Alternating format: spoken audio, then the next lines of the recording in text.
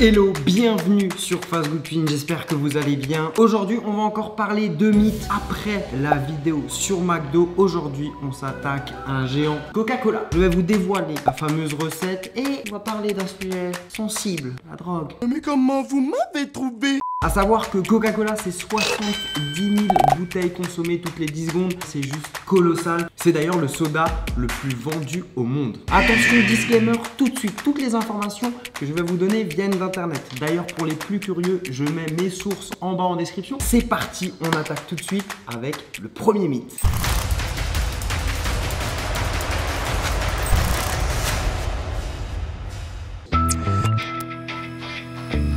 On commence par un mythe croustillant. Je suis sûr que vous avez déjà entendu parler de cette histoire. Ce serait Coca-Cola qui a créé le Père Noël. Alors, il y a deux variantes pour ce mythe. Premièrement, ce serait que Coca-Cola a inventé le Père Noël.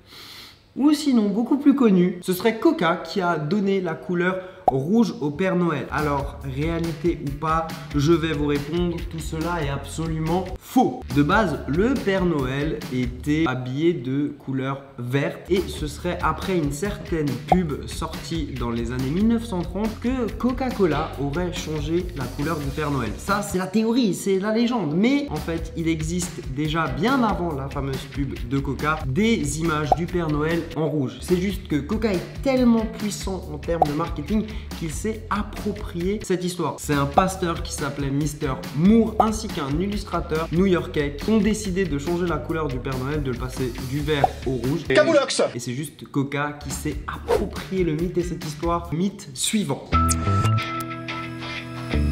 Le fameux mythe Coca-Cola Light et Mentos. Apparemment, si tu manges des Mentos et que tu bois du Coca Light, ton ventre pourrait gonfler et tu exploses.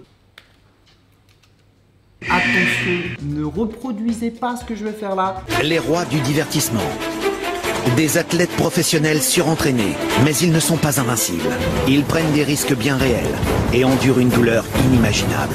Ne faites pas ça chez vous. Avant que j'ouvre cette bouteille, vous avez remarqué ça? Je la laisse là, on en reparlera un peu plus tard. On va voir ce qui se passe. C'est peut-être ma dernière vidéo de Mentos.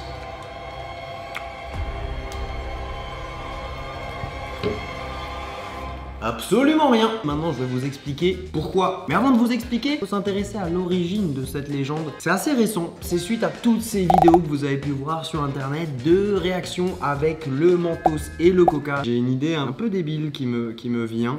3, 2, 1. Oh putain! Bon, on peut dire que ça marche. Mais alors pourquoi quand je mange des Mentos et que je bois du Coca, j'ai pas ça qui se passe? Pourquoi dans mon estomac j'ai pas un geyser? Bien, je vais vous expliquer. C'est la composition du Mentos qui fait qu'il y a une réaction chimique quand on met du Mentos dans du Coca Light. Par contre, une fois qu'on le prend en bouche, dans notre salive, on a des sucs qui vont commencer à aider à la digestion et ces sucs-là vont détruire une grande partie de la composition du Mentos. Ce qui fait qu'il n'y a pas cet effet-là. Mais par contre, ce n'est pas bon de manger une grosse quantité de Mentos et de boire beaucoup de Coca. Ah d'accord, Jamy. En tout cas, voilà, ce mythe est totalement faux. Et maintenant, on passe au mythe suivant. Peut-on perdre ses dents si on boit trop de coca? Ce mythe vient d'une vidéo très connue sur internet. Elle a fait le tour du web en 2012-2013. Petit extrait, analyse, c'est parti. Concrètement, là, on voit clairement qu'une dent a passé des heures et des heures dans le coca. Quand elle ressort, c'est pas joli. Mais est-ce que ça veut dire que si on boit trop de coca, ça va nous arriver, on va perdre nos dents? Non. En vrai, quand on boit du coca, nos dents sont très peu en contact avec l'aliment. Voilà. Explication terminée, fin de vidéo. Par contre, vous le savez, mais la consommation de soda, de produits sucrés abîme vos dents. Pensez à faire attention, bien évidemment. Le coca, c'est très acide, c'est un fait. D'ailleurs, ça permet de nettoyer plein d'objets. Ça, je pense que vous êtes déjà au courant. Ça me permet de faire une petite transition pour le mythe suivant. Quelle est la recette? C'est parti, c'est ce qu'on va découvrir. Mythe suivant.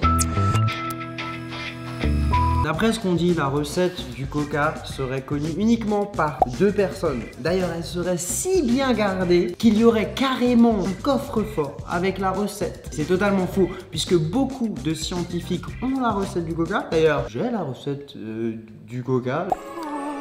Voilà, ça c'est la vraie recette. Attention, cette recette n'est pas la version actuelle. Il y a eu plein de versions différentes. Ce qui fait qu'il y a vraiment un mythe autour de la composition du coca. Eh bien, c'est très simple. C'est un outil marketing que Coca a parfaitement maîtrisé depuis des années. En parlant de recettes, ça me permet de glisser vers le dernier mythe qui est colossal. La composition du coca. Coca, cocaïne, drogue. Alors pour répondre à ce mythe-là, on va devoir faire un retour dans le passé. Ce qu'il faut savoir, et là je vais vous donner une news importante, le coca est d'origine française. Oui, c'est surprenant. Le premier nom du Coca-Cola était Pemberton French Wine Coca. L'inventeur du Coca-Cola, c'est un docteur, Monsieur Pemberton, qui s'est inspiré d'une boisson française, le vin Mariani. Donc c'est un mélange de vin et de feuilles de coca. Feuilles de coca, cocaïne. Et il a commencé à commercialiser cette fameuse boisson en 1880 aux États-Unis. Donc cette fameuse boisson créée dans les années 80 a été commercialisée 5 ans plus tard, en 1885. C'est une boisson enrichie à base de noix de cola, ça vient de là. Niveau marketing, il y avait un mec qui était très bon. C'est Frank Robinson qui était le comptable de ce fameux docteur qui a créé la boisson. C'est lui qui a inventé le nom Coca-Cola écrit comme on le connaît actuellement. C'est d'ailleurs le mot qui est le plus utilisé au monde après OK.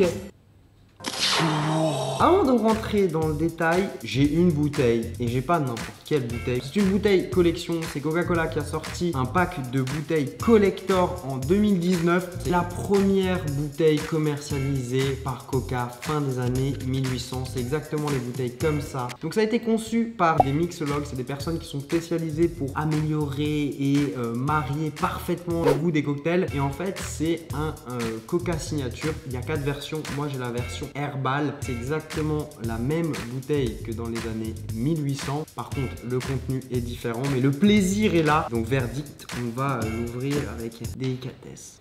Nani? Ça sent un petit peu, vous savez, les herbes aromatiques, ce qu'on peut avoir un petit peu en médicaments, un sirop pour la toux. Et ça, théoriquement, c'est pas fait pour boire comme ça, juste en mode ok, j'ai un petit coca, je bois ça. Non, ça a été créé par des mixologues dans le but d'améliorer les cocktails. On va le tester tel quel. Je vous donne mon avis tout de suite.